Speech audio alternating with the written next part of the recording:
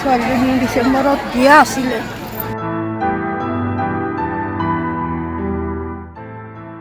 মাহীজনী চিঞৰ বাখৰ কৰোঁতে মানুহ ওলাই আহিছে।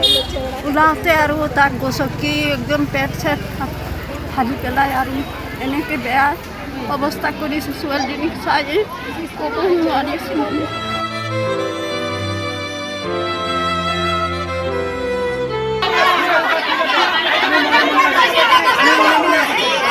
আমাৰ সেইটো বাগে ধৰিছিলে তেতিয়াই আমাৰ কোৱা হৈছিলে লাইট দিম বা ডিউটি দিম বা হেৰি কি বোলে ঝাটকা লাইন দিম, একোৱেই দিয়া নাই।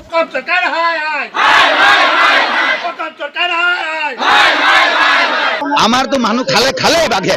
এতিয়া হাতী আমাৰ কত মানুহক অনিষ্ট কৰিছে, কিমান মানুহ পংগু হৈ গৈছে হাতীৰ আক্ৰমণৰ পৰা। ডিচেম্বৰত বিয়া আছিল। ডিচেম্বৰত বিয়া আছিলে ছোৱালীজনী। তাক মানে আমি কিভাৱে অনুভৱ কৰিম যে আজি ছোৱালীজনী আমাৰ ওচৰৰ পৰা নাইকিয়া হৈ যাব। অঁ, চব হৈ তাৰ মানে তাৰ দৰা চৰা চোৱা, তাৰ মানে হেৰিও কৰা হৈ গ'ল, দৰা চোৱাও হৈ গ'ল। কাপোৰ কানি চব বস্তু বাহিনী চবেই লৈছে। লগাইছে পাৱাৰ ফেঞ্চিং নিদিয়ে, মানুহ তেনেকাতে কাম কৰিছে। হাতী ওলাইছে, বাঘ ওলাইছে, গড় ওলাইছে, সেইকেইটা কোনে চাব? আজি ঘৰৰ গেৰেনৰ ভিতৰত হাতীয়ে মাৰি দিলে। গাভৰু ছোৱালীজনী, ইমান পঢ়া লিখা ছোৱালী, এইটো বছৰত তাৰ বিয়া আছিলে। এই বিয়া পাতা ছোৱালীজনী এতিয়া বিয়া পাতিলে হয়, ইমান ডাঙৰ গাভৰু ছোৱালী কোনে দিব? ছোৱালীজনীক আমাক দিব নেকি কোনোবাই? আজি বিয়া পাতা ছোৱালীজনীক যদি এনেকা অৱস্থা হৈ গ'ল ঘৰৰ গেৰেনৰ ভিতৰত, আজি আমি ছোৱালী পাম নেকি?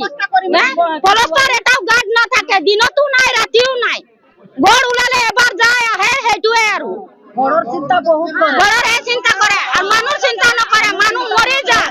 ৰাতিপুৱা আমি কামৰ পৰা ওলাই যাওঁ যে আমাক ভয় লাগে যে আমি সন্ধিয়া ঘৰত আহি পাম নে নাপাম। আমাৰ ইমান এনেকাই অৱস্থা, আমি এনেকা মানে অৱস্থাত কাম কৰি থাকো।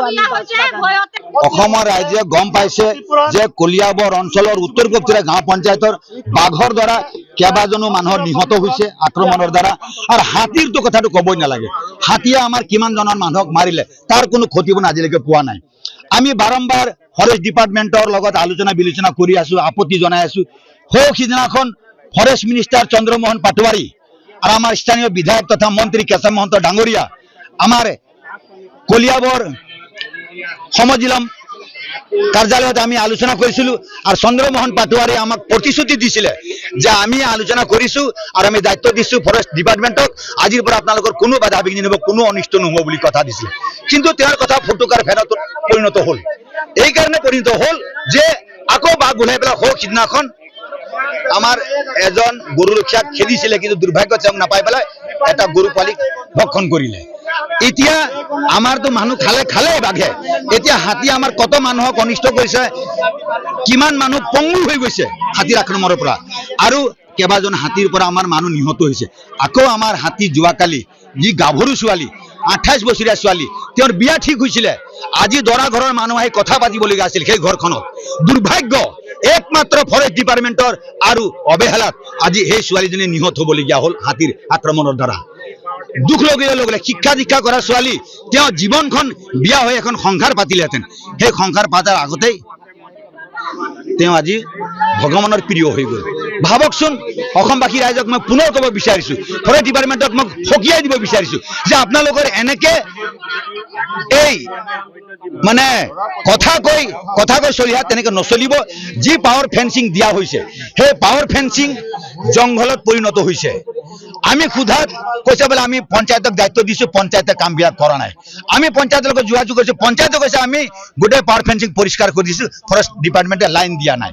ফৰেষ্ট ডিপাৰ্টমেণ্টত যোগাযোগ কৰিছে, ফৰেষ্ট ডিপাৰ্টমেণ্টে আমাৰ বেটাৰী বোলে চুৰ হৈ গৈছে, কোনোবা বোলে তাৰ কাটি দিছে। আৰে তোমাৰ কাৰ কাটিব, বেটাৰী নাইকিয়া হ'ব, তাৰ কাৰণে দায়িত্ব কি আমাৰ জনসাধাৰণ নেকি?